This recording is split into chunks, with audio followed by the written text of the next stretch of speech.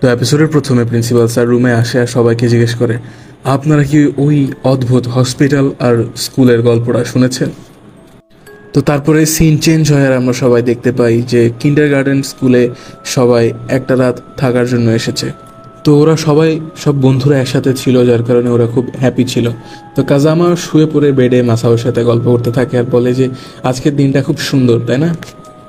তারপরে একটা হুইসপার আসে আর ওরা শুনতে পায় যে হুইসপারটা বলতেছে, তোমরা কি ওই ভয়ঙ্কর সিঁড়ির কথাটা শুনেছো?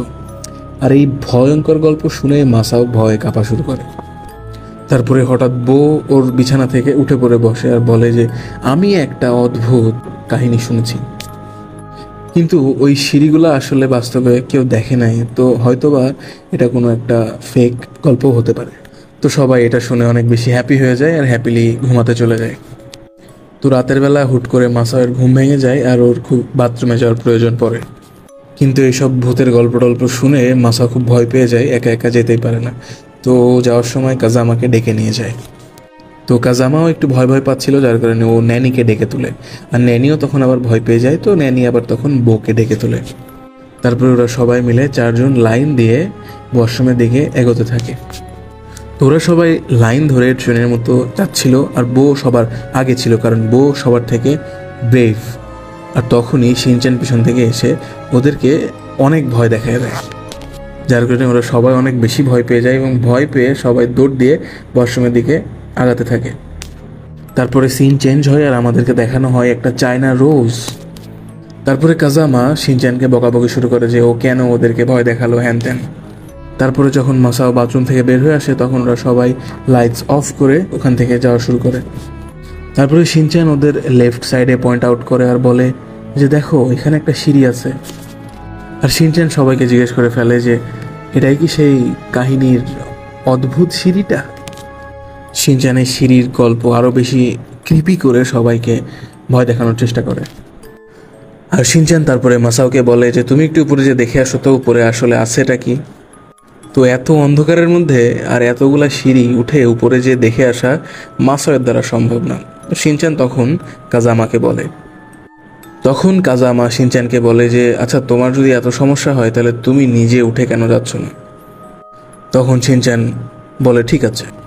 তখন শিনচ্যান বলে যে সিঁড়িতে ওঠার সময় এই সিঁড়ির সংখ্যা আর নামার সময় এই সিঁড়ির সংখ্যা যদি সমান না হয় তাহলে বোঝা যাবে যে এই সিঁড়িটা আসলে একটা হন্টেড সিঁড়ি। তো তারপরে শিনচ্যান আস্তে আস্তে উপরে যাইতে থাকে এবং যাইতে যাইতে ও ভুল কাউন্টিং শুরু করে।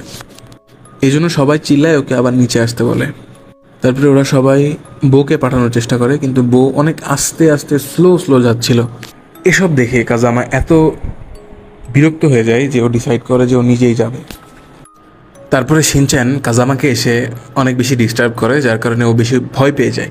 আর ওর ভয় পাওয়ার কারণে ওর কাউন্টিংটাও ভুল হয়ে যায়। এবার শিনচ্যান আর কাজামা দুজন একসাথে উপরে ওঠা শুরু করে। শিনচ্যান উঠতে উঠতে হঠাৎ করে দাঁড়ায় পড়ে আর দাঁড়ায় পড়ে কাজামার দিকে ভয়ঙ্কর একটা লুক দিয়ে বলে, কাজামা তুমি কি জানো আসল শিনচ্যান কিন্তু এখনো নিজের বেডে ঘুমাচ্ছে। কাজামা এটা শুনে এত ভয় পেয়ে যায় যে ও দৌড় মেরে একদম নিচে চলে আসে। তখন শিনচ্যান বলে আরে আমি তো শুধু মজা করতেছিলাম। কাজামা অনেক বেশি ইরিটেট হয়ে যায় এবং অনেক দ্রুত উপরে ওঠা শুরু করে। উপরে উঠে এসে দেখে যে সিঁড়ি উঠতে ওর মোট 64 সিঁড়ি দিয়ে উঠতে হয়েছে তাকে। তো দেখতে পাই যে উপরে একটা চায়না ফ্লাওয়ার ভ্যাস রাখা আছে সুন্দর করে সাজিয়ে। তারপরে কাজামা যখন নেমে আসে নামতে নামতে আবার গুনে যখন তখনও দেখে যে এখানে মোট 46 সিঁড়ি আছে। তখন ওরা সব খুব রিল্যাক্স হয়ে যায় যে এটা একটা নর্মাল সিঁড়ি। তারপরে পরের দিন সকাল হয়ে যায় এবং ওদের বাসায় ফেরত যাওয়ার সময় চলে আসে। তো হঠাৎ করে শিনচ্যান সবাইকে ডেকে পাঠায় এবং বলে যে একটা ইম্পর্ট্যান্ট জিনিস তোমাদেরকে দেখাতে হবে। তখন ওরা সবাই ওই সিঁড়ির ওখানে যেয়ে দেখে কালকে ওখানে যেই সিঁড়িগুলো ছিল ওই সিঁড়ির ওই জায়গাটায় এখন একটা দেয়াল রয়েছে, ওখানে আসলে কোনো সিঁড়ি ছিল না। যখন ওরা ওদের টিচারের কাছে জিজ্ঞেস করে এই সিঁড়ির ব্যাপারে তখন ওদের টিচাররা ওকে বলে দেয় যে এখানে তো কোনো সিঁড়ি ছিলই না। তারপরে প্রিন্সিপাল স্যার এসে বলে আরে আমাদের স্কুলে সিঁড়ি কোথা থেকে আসবে, আমাদের স্কুল তো সেকেন্ড ফ্লোরেরই না। তারপরে প্রিন্সিপাল স্যার হঠাৎ করে তার পকেট থেকে ওই সেই ফুলটা বের করে।